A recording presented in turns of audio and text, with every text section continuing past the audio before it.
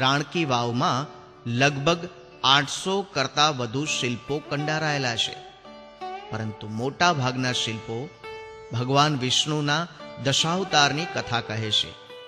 પરશુરામથી લઈ વરાહ અવતાર અને ગૌતમ બુદ્ધથી લઈ ભવિષ્યના કલ્કી અવતારના શિલ્પ અહીં જોવા મળે છે. અપ્સરાઓ, કિન્નરો, ગાંધર્વો અને અન્ય દેવી દેવતાઓના શિલ્પો પણ અહીં સેંકડોની સંખ્યામાં છે. પટોળાની કલાને જાણે અંજલિ આપી રહ્યા હોય તેમ સ્થપતિઓએ વાવમાં પટોળાની પરંપરાગત ડિઝાઇનના શિલ્પો પણ કંડાર્યા છે. વચ્ચેના વર્ષો દરમિયાન કોઈ સમયે નજીકની સરસ્વતી નદીનો પ્રવાહ પલટાયો હતો અને આ બે નમૂન વાવ માટી અને કાદવથી જમીનમાં દટાઈ ગઈ હતી. પુરાતત્વ વિભાગે છેક 1980માં આ વાવનો કાદવ ઉલેચી એને નવજીવન આપ્યું. આજે પુરાતત્વ વિભાગ આ વાવની જાળવણી જીવની જેમ કરે છે. વૃક્ષો અને હરિયાળીથી સભર આખું કેમ્પસ વાવની ભવ્યતાને અનુરૂપ જ બનાવાયું છે. પાટણની રાણકી વાવને મહદ અંશે અગાઉ જેવી સ્થિતિમાં લાવી શકાય છે, પરંતુ અહીંથી ઉત્તરે આવેલા સહસ્ત્રલિંગ તળાવનો 20% હિસ્સો જ ઉત્ખનન કરી બહાર કાઢી શકાયો છે. ઈસવીસન 1084માં સિદ્ધરાજ જયસિંહે બંધાવેલું આ તળાવ એ સમયના ઇજનેરી કૌશલ્યનો ઉત્તમ નમૂનો છે. નજીકની સરસ્વતી નદીમાંથી આ તળાવમાં પાણી લવાતું અને તેને એકદમ શુદ્ધ કરવાની વ્યવસ્થા પણ હતી. નામ મુજબ આ તળાવમાં 1008 શિવલિંગની સ્થાપના કરવામાં આવી હતી. અહીંનું મુખ્ય શિવાલય 48 સ્તંભ પર રચાયેલું હતું. અનેક ઐતિહાસિક સ્થાપત્યો ધરાવતા પાટણમાં સેંકડો મંદિરો છે, પણ સૌથી મહત્વપૂર્ણ છે પંચાસરા પાર્શ્વનાથ જૈન દેરાસર. છેક ચાવડા વંશથી જ અહીં જૈન ધર્મનો વિશેષ પ્રભાવ રહ્યો. ગુજરાતી વ્યાકરણ માટે વિરાટ કાર્ય કરનાર પાટણના જૈન મુનિ હેમચંદ્રાચાર્યના ઉલ્લેખ વગર પાટણની વાત અધૂરી જ ગણાય. એક સમયે પાટણ ગુજરાતની માત્ર શાસકીય કે વહીવટી રાજધાની જ નહીં, પરંતુ સંસ્કૃતિ અને સંસ્કારનું પણ પાટનગર હતું.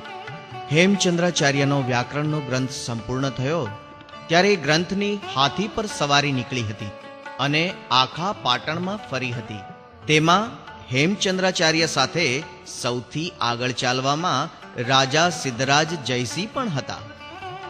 આજે પણ અહીં હજારો હસ્તપ્રતો સચવાયેલી પડી છે અને પાટણની ઓળખ સમાન આ મહાકાળી મંદિરની સ્થાપના પણ સિદ્ધરાજ જયસિંહે કરી હતી. મહાકાળીનું આવું સૌમ્ય સ્વરૂપ તમને કદાચ અન્ય ક્યાંય જોવા નહીં મળે. અહીં મહાકાળી પ્રસન્ન મુદ્રામાં છે. તેનું કારણ એ છે કે સિદ્ધરાજની ભક્તિથી પ્રસન્ન થઈ અહીં તેમણે પધરામણી કરી છે. ગુજરાતમાં સૌથી વધુ મધ્યકાલીન સ્થાપત્યો ઉત્તર ગુજરાતના આ બેલ્ટમાં જોવા મળે છે, પણ ઇતિહાસ જાણે આ બધા અદ્વિતીય સ્થાપત્યો સાથે ક્રૂરતાથી વર્ત્યો છે. પાટણ નજીક આવેલા સિદ્ધપુરનો આ રુદ્ર મહાલય જાણે પેલી કહેવતનું જીવતું જાગતું ઉદાહરણ છે. ખનહર બતા રહા હૈ કે ઇમારત કિતની બુલંદ થી. કહેવાય છે કે મૂળરાજ સોલંકીએ તેના બાંધકામની શરૂઆત કરાવી અને સિદ્ધરાજ જયસિંહે એ પૂર્ણ કર્યું. આટલા વર્ષોના અથાગ પરિશ્રમ પછી જે ઇમારત તૈયાર થઈ હતી, 3 માળ ધરાવતો 1600 સ્તંભનો જાજવલ્યમાન રુદ્ર મહાલય, તેના તોરણો, ખંડો, ઉપખંડો, માળ, મેડીઓ અને અગાસીઓ, એક સાથે મંત્રોચ્ચાર કરતા હજારો બ્રાહ્મણો. રુદ્ર મહાલયનું સ્ટેટસ એ સમયે કદાચ સોમનાથ જેટલું જ હતું. અલાઉદ્દીન ખિલજીના ક્રૂર સૈન્યએ આ અપૂર્વ ઇમારતનો લગભગ પૂર્ણતઃ ધ્વંસ કર્યો અને હવે બચ્યા છે માત્ર અવશેષો. સિદ્ધપુરની ખ્યાતિ જોકે રુદ્રમાળ કરતા પણ પહેલાના કાળથી છે, છેક પુરાણ કાળથી. આ સ્થાનને માતૃગયા તરીકે ઓળખવામાં આવે છે. અહીંના બિંદુ સરોવરનું નામ પુરાણોક્ત પંચ સરોવરમાં માન સરોવરની સાથે લેવામાં આવે છે. વાયકા છે કે અહીં ભગવાન પરશુરામે માતૃશ્રાદ્ધ કર્યું હતું. ત્યારથી અહીં માતૃશ્રાદ્ધનો મહિમા છે. અને આ છે સિદ્ધપુરનો એક અનોખો વિસ્તાર, વહોરાવાડ. 360 બારીનું આ અદ્ભુત મકાન તો વહોરાવાડની ઝલક માત્ર છે.